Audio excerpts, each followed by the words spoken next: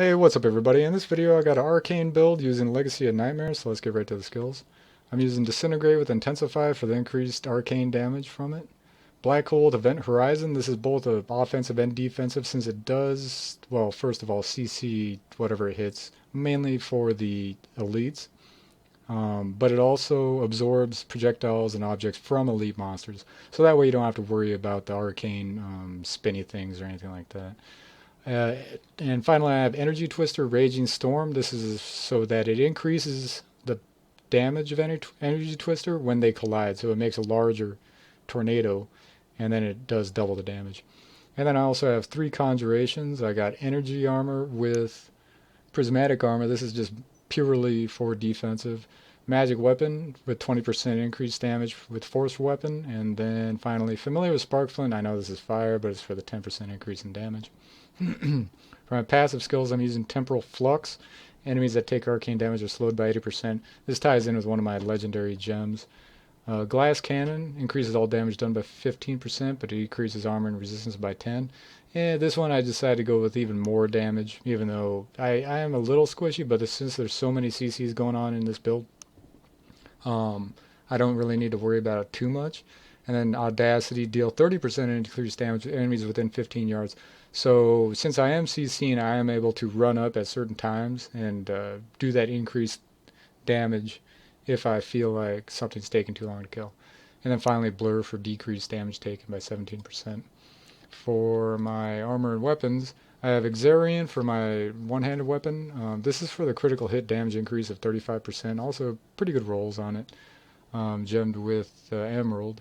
My offhand is Etch Sigil, and this allows my Disintegrate to cast my Arcane Spenders every second. So mainly this is for Energy Twister. Occasionally though, the cool thing about it is that it will cast Black Hole on a separate cooldown to the one that I cast. So that means every now and then you'll get a random Black Hole, and sometimes it'll cast Black Hole and then you won't realize it. You'll cast your own Black Hole and you get a double Black Hole on the same enemy. I don't know, hopefully the damage stacks would be weird if it didn't. And then for my gloves, I have Gloves of Worship. Shrine effects last for 10 minutes. These are really good gloves. I do like it when you get Frenzy shrines or anything like that and it lasts for a full 10 minutes. It really increases your damage for a long period of time instead of the short period of time it lasts without these. Really helpful. For my shoulders, I'm using Mantle of Channel, and I recently just got these, well, Ancient. Since I want all Ancients, it took me a while to get the actual Ancients. But with this, whenever I'm casting Disintegrate, also with a whole bunch of other skills, these also work with other classes. But with Disintegrate, it increases my damage by 20%, and also I reduce the damage I take by 25% while I'm using Disintegrate. For my helmet, I'm using Leoric's Crown. This is for a reduced cooldown for Black Hole, and this gives me about a 24% cooldown reduction because of the doubling of the gem, the effect of the gem socket into it. So I put a diamond in there. That's just because on harder enemies I could actually keep up a black hole almost indefinitely. So that means that can't do anything when they're in a tight group.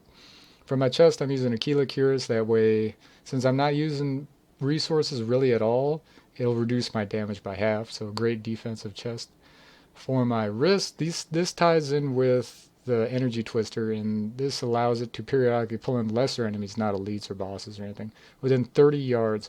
So it'll actually pull people off the screen into the center of the Twister, and then that tightly groups them so that I could use either Black Hole and also Disintegrate right in the center group, because that's the biggest problem with these channeled spells is that they're not good at hitting large amounts of enemies if they're spread out. So this really helps put them in a nice little group where I could deal with them easy.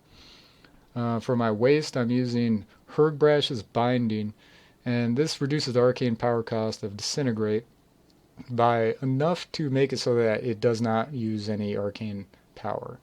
So now with this belt I could use Disintegrate as a primary. A very cool addition to the game.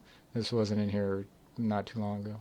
For my legs, just ancient legs, just some set legs that I had lying around. I decided to throw these on. Same with the boots. Nilfer's Boast, it helps with meteor damage. So since I'm not using any meteors, these are just for the stats and the bonus from the Legacy of Nightmares. And so everything is ancient except for one ring, Litany of the Daunted. Otherwise, all these will give me 1200% damage increase, as you can see from the 2-set bonus. That's 100% per each item, ancient item equipped, and damage reduction by 4%. So that's 1,000 or 1,200% increased damage and 48% decreased damage from this set alone. So for my ancient gems, I'm using Bane of the Powerful, gain a 20% increased damage for 70 seconds since it's at rank 40. It also gives me increased damage against elites across the board. Bane of the Trapped is my second one, and since I'm slowing everybody and using crowd control so much, this is pretty much an automatic 27% increase in damage, and also slows any enemies that get within 15 yards by 30%.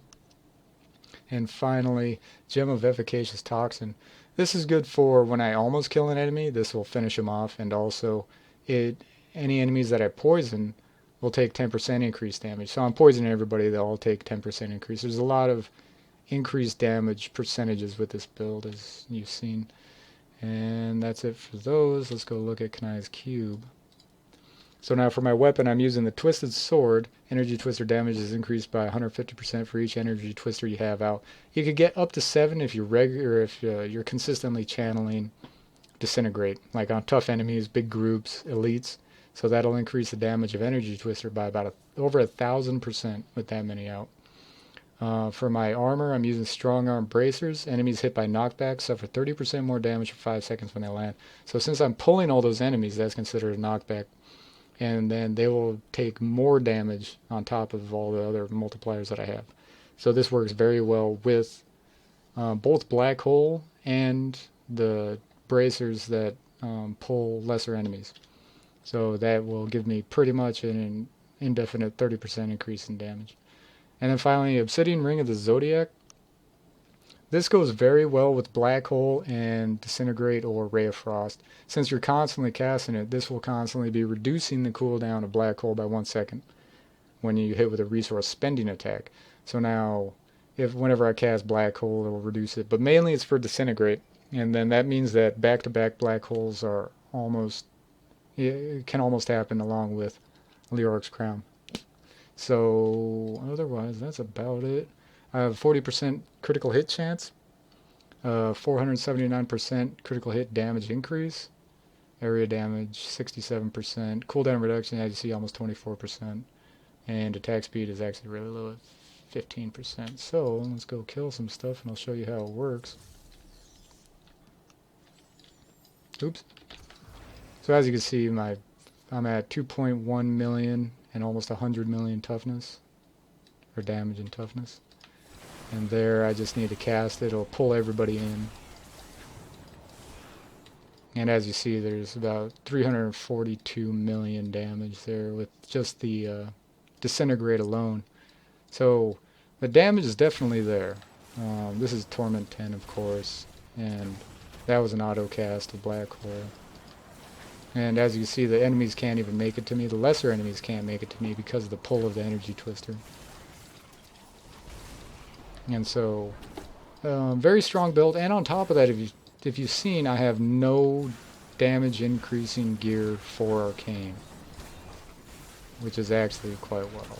And there I was able to just maintain them. I was waited till they got in the group, but I was able to put back-to-back Black Holes up and keep them in one spot, keep the buff from the bracers up. And this is one of the reasons why it's a very good build. Now, the problem with this build is bosses cannot be CC'd with Black Hole.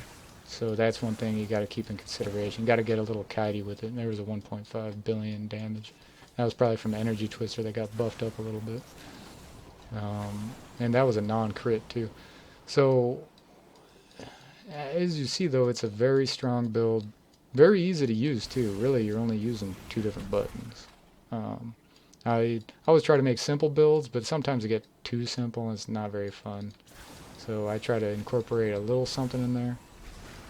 I hate overly complicated builds, as you probably noticed if you've been keeping up with any of my build videos. But with this one, it's actually quite powerful since you do have the slowing CC, the pulls, the Black Holes, and the huge amounts of damage. And the damage could just only go up higher. If I got that last piece, that'll get me up to 1300% damage. And then if I really wanted to flesh it out and get arcane damage up, that'll double my damage. So if you could imagine getting 600 million damage off of 700 million damage off of disintegrate. And then also you could get it up even higher. I have not gotten it yet. I'm waiting for a legendary death wish, and that'll increase my damage by another 35% if it's a perfect roll. So yeah, as you can see, we could probably be going up into the billions with a perfect build just off of disintegrate, and then everything else will actually go up too. So very cool build, very fun. I hope people get to watch this and maybe even try it out and build it. Problem is it's very difficult to get all the ancients. The ancients are kind of tough. And also, if you're wondering about the greater rifts, I have done 52 is the last, the one that I tried recently, and that took me about 10 minutes, I want to say. So I could do higher. Problem is the squishiness of the whole thing kind of limits me. I could change some things up, lose a little damage for the reduction in squishiness, but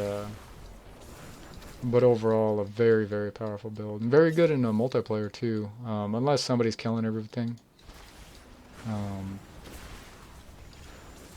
There was a back black hole. They couldn't do anything. It was just game over. So anyway, well, I hope you guys enjoyed the build, and I'll probably be coming out with a Firebird build to kind of see what, I'll flesh it out, but I'll see what it can do for igniting people and pulling them in, and then black holes and everything like that. Essentially just transfer over everything, all of this, to Firebird, see what it can do, and that'll probably be my next video to see how powerful it could get with that. And hopefully sometime soon I'll be able to update this with a legendary Death Wish. But otherwise, that's about the video. So if you enjoyed the video, make sure to hit the like button. It helps me out a lot.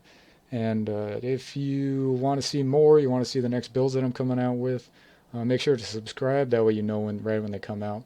One reminder though, don't watch my videos right as I post them, because they'll be in low resolution. I upload them at 1080p, 60 frames per second. But if you see it and it's at like 360 or 720, it's recently been uploaded. I noticed some people do that because it's weird that I just posted it and the second later, right after it gets done processing, somebody watches it. It's kind of funny, but I want people to know that my videos are not that crappy looking. So anyway, thanks a lot, and I'll catch you guys in the next one, hopefully. Later.